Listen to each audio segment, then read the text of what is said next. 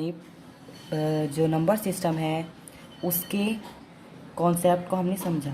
अब उस कॉन्सेप्ट पे बेस्ड हम कुछ प्रैक्टिस क्वेश्चंस लेकर आए हैं, जिन प्रैक्टिस क्वेश्चंस को सॉल्व करके आपको एक समरी मिल जाएगी, एक हेल्प मिल जाएगी, जिसकी हेल्प से आप उन कॉम्पिटिटिव एग्ज़ाम्स के क्वेश्चन को सॉल्व कर पाएंगे। तो चलिए वीडियो को शुरू करते हैं।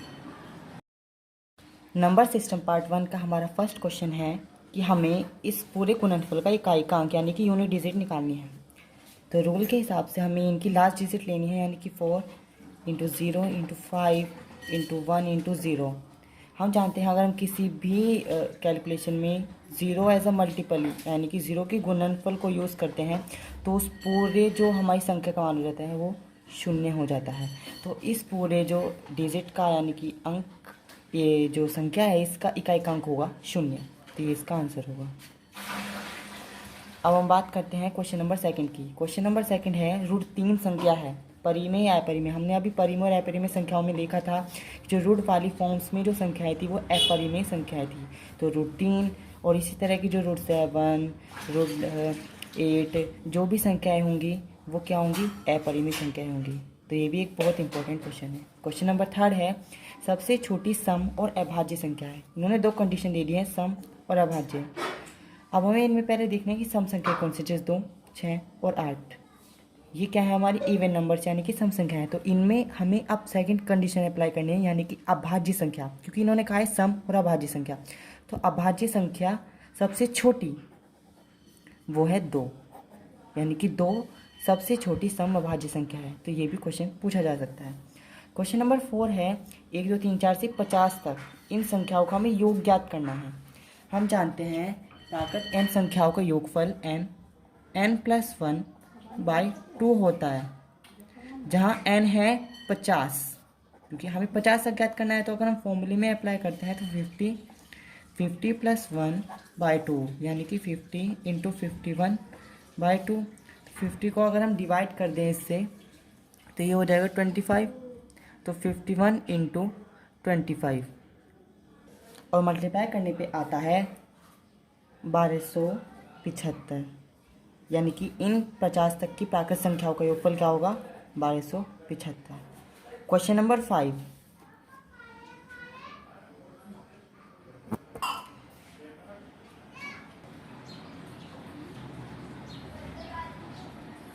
अब हमारा क्वेश्चन नंबर 5 है कि 3 का वर्ग, 4 का वर्ग, 5 का वर्ग और 15 तक के वर्गों का हमें योग ज्ञात करना है। हमें पता है अगर हमें संख्या 1 के वर्ग से दी गई हो तो हम उसमें फॉर्मूला लगाते हैं n+1 2n+1/6 जो वर्गों n प्राकृत संख्याओं के वर्गों का योग का सूत्र है। पर हमें यहाँ पे 1 और 2 का वर्ग नहीं दिया गया है, तो हम क्या करेंगे, n तो 15 ही लेंगे, लेकिन बाद में हम इस फॉर्मूले से जो हमारी मान निकल के आएगा उसमें से हम 1 का वर्ग और 2 का वर्ग घटा देंगे। तो हमें क्या करना है, आप 15 ही मान रखना है। 15 + 1 2 × 15 + 1/6। तो ये हो जाएगा 15 × 17 × 31 / 6। अब हम इसको सॉल्व करते हैं तो कैलकुलेशन करने पे हमें मिलता है 1317.5। अब इसमें से हमें क्या करना था, 1 के और 2 के वर्ग को घटाना था, क्योंकि हमें संख्या दी गई है 3 के वर्ग से। तो 1 का वर्ग 1, 2 का वर्ग 4, तो हमें इसमें से क्या घटाना है, 5। तो हमारा आ जाएगा 1312.5 आंसर। ठीक है। तो इस तरह के क्वेश्चन में जहाँ पे हमें डिजिट दी गई है लेकिन हमें कोई डिजिट 1 से स्टार्ट नहीं दी गई, हमें आगे से स्टार्ट दी गई, तो हमें क्या करना है, वहाँ पे भी हमें ऐसी रूल अप्लाई करना है, लेकिन बाद में उन संख्याओं को योग हमें वहाँ से घटा देना है।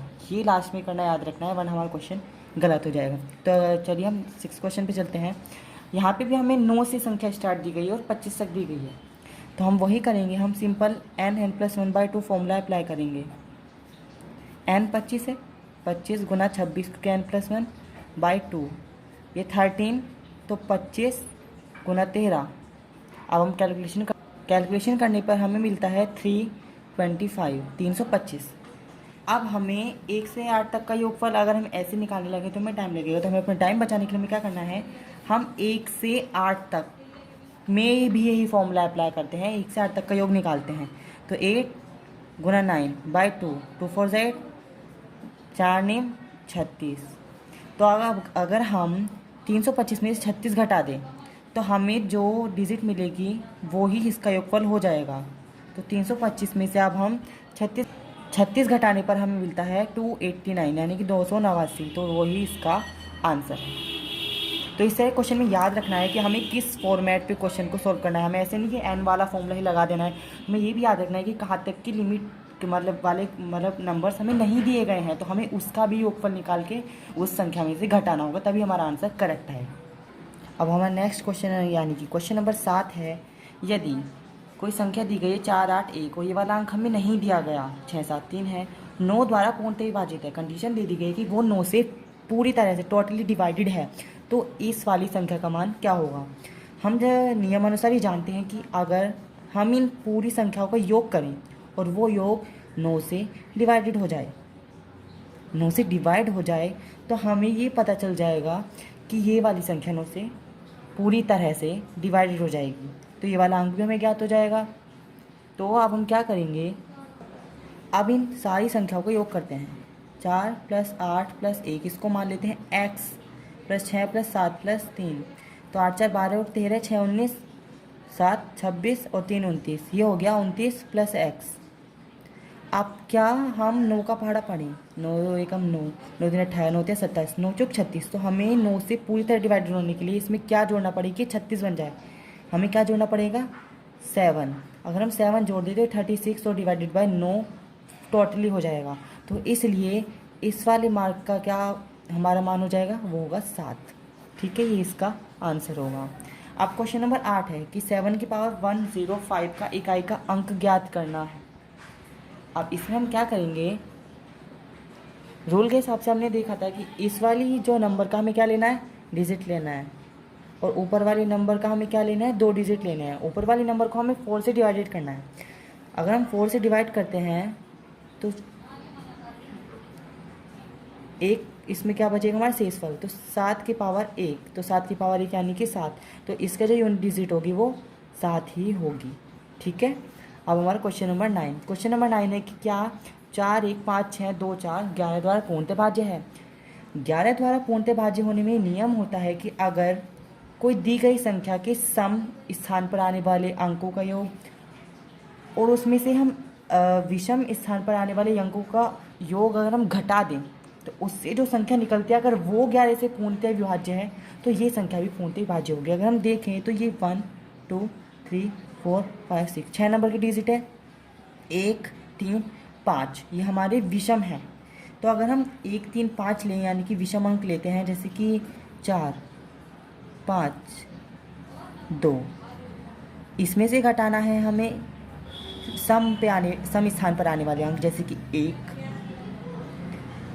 6, 4, 5, 4, 9 और 2 11, 6 और 1 7, 4 11, घटाने पर आया 0। तो अगर 0 या 11 हमारी डिजिट आती है, जो या तो 0 आ जाए या ऐसी कोई संख्या हमें मिल जाए जो 11 से टोटली डिवाइडेड हो जाए, तो इसलिए 0 हमारा आंसर आया है। तो इसलिए ये वाली संख्या 11 से फुल्ली डिवाइडेड होगी, यानी कि हाँ, ये वाली संख्या 11 से पूर्णतः विभाजित है। तो ये थे कुछ प्रैक्टिस सेट वाले क्वेश्चन जिसमें आए, जैसे कि आप अगर पूरी तरह से समरी देखें तो हमारी परिमेय संख्या अपरिमेय संख्या आ जाती हैं, और हमारे बहुत सारे ऐसे क्वेश्चन आते हैं जैसे कि इकाई का अंक ज्ञात करना या अप्राकृतिक संख्याओं का योगफल। तो इस पर बेस्ड हमने कुछ क्वेश्चंस किए, और आने वाली जो हमारी नेक्स्ट वीडियो है उसमें हम संख्या पद्धति के पार्ट 2 यानी कि AP अरिथमेटिक सीरीज़ और GP जियोमेट्रिक सीरीज़ यानी कि समांतर श्रेणी और गुणोत्तर श्रेणी का कॉन्सेप्ट और क्वेश्चन दोनों ही क्लियर करने के लिए आपके लिए नई वीडियो लेकर आएंगे। सो प्लीज़ मेरे चैनल को सब्सक्राइब कर दीजिए, और आने वाली इस तरह की सभी कॉम्पिटिटिव एग्जाम से रिलेटेड इन्फॉर्मेशन और उनकी जो सब्जेक्ट वाइज समरी है वो मैं आपको देता रहूँगा।